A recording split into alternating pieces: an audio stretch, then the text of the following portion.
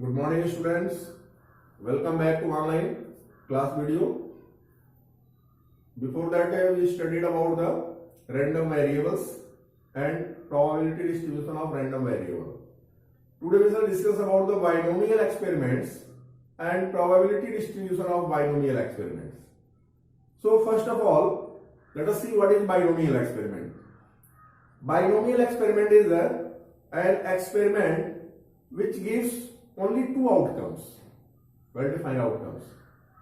For example, if we toss a coin, then only two outcomes are possible. Either we shall get head or we shall get tail.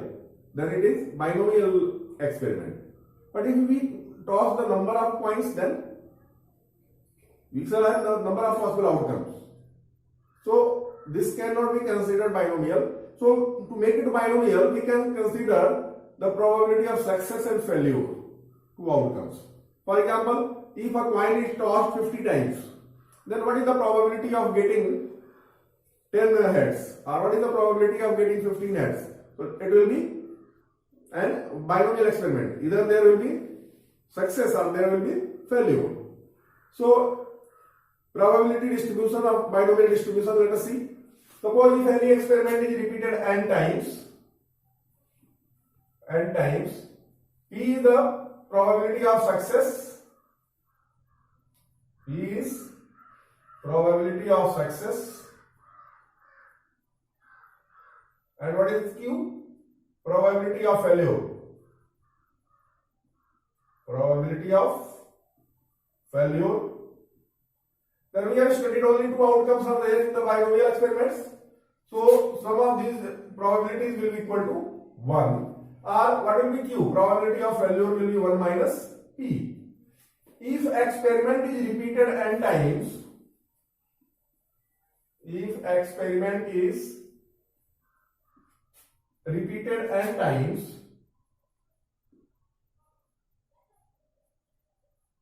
then what will be the probability of getting R success? Probability of getting R success will be LCR P to the power R Q to the power n minus R. This formula will be used.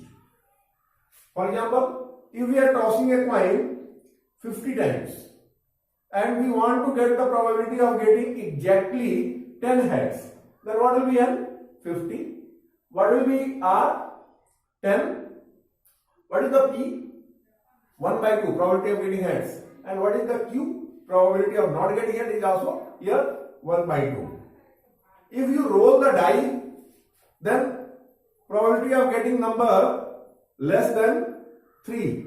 So it will be 2 by 6, that is 1 by 3. So P will be 1 by 3, then probability of Q, failure will be 2 by 3.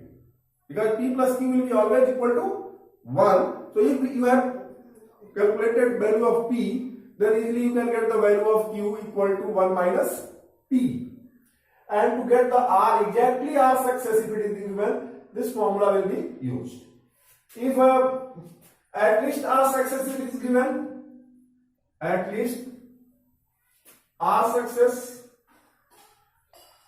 then we shall write sigma K varies from R to N C K P to the power K Q to the power N minus K. At least R means the value of K can be more than R. There can be R success, R plus 1 success, R plus 2 success, up to N success. So put K equal to R. Then it will be NCR plus P to the power R into P to the power R, Q to the power N minus R. Then take K equal to R plus 1. Then for R plus 2 up to N you find and add them. Then you will get the probability of at least R success. Similarly, probability of utmost R, at least and utmost, two words are there. At least means minimum value is R, more than R you have to take. And utmost means maximum value will be R. So for utmost, what will be the change in the formula? If in place of at least you use utmost, then this formula will change. Sigma K varies from 0 to R. This difference you have to notice. This expression will be same here also. Here also you have to write NC K P to the power K q to the power n minus k. But the value of k will vary from 0 to r. So then it will give. So three cases are there: exactly r success, at least r success, and at most r success. Now we shall see in the probability distribution, and then after that we shall see the formula to find the mean variance and standard deviations for the binomial distribution.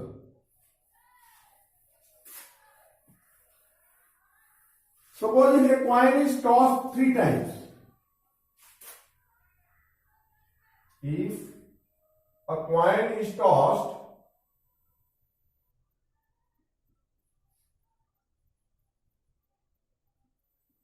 3 times,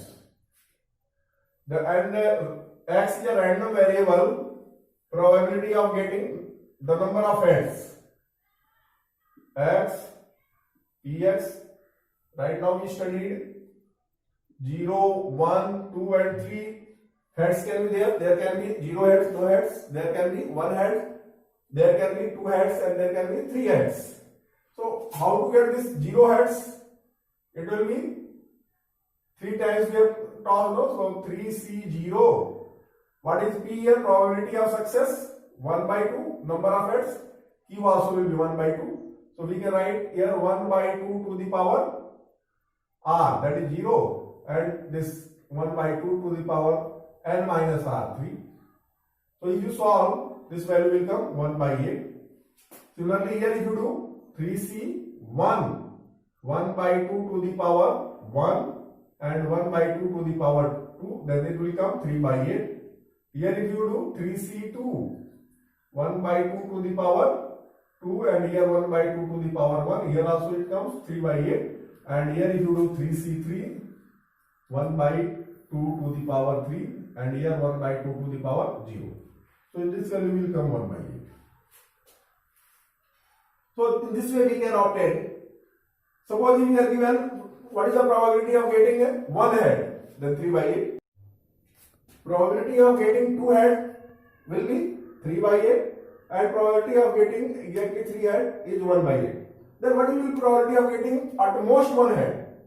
So these 2 will be added. Probability of getting at most 2 heads, then these 3 will be added.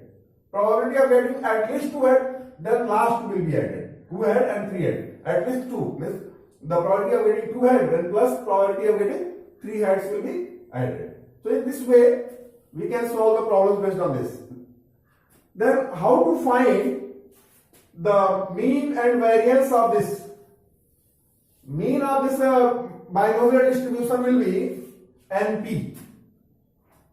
The formula for mean, what is this will be? N into P, where what is this N? The number of times experiment is repeated. For example, if a coin is tossed 10 times, then what will be the mean of probability of getting heads?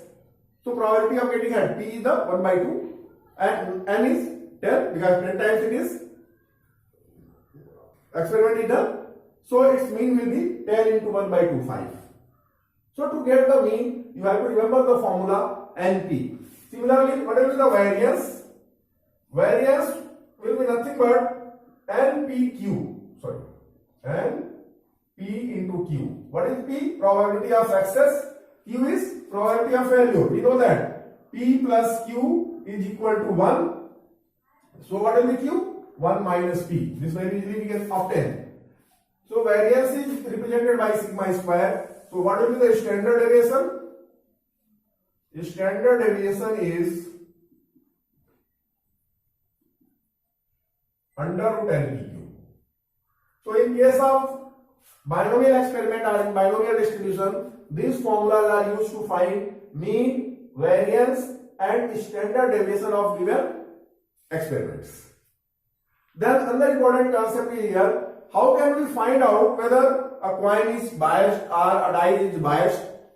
You find all the possible probabilities, and if these probabilities values comes mean plus minus 2 sigma, if value comes between mean plus minus 2 sigma, it is unbiased. If it is beyond 2 sigma and 3 sigma, then perhaps biased, and if it is beyond 3 sigma, means m plus 3 sigma. If it is more than m plus 3 sigma or less than m minus 3 sigma, then it will be definitely biased. So using this mean and standard deviations of binomial experiment, we can find out whether the die or coin or the tool with which we are experimenting is biased or unbiased. So with this, this is the last lecture of the probability topic, and with this probability topic is over. You may solve the problems and you may ask in the WhatsApp group or in campus classes. Then only one topic is left, that is the application of derivative, especially the maxima minima.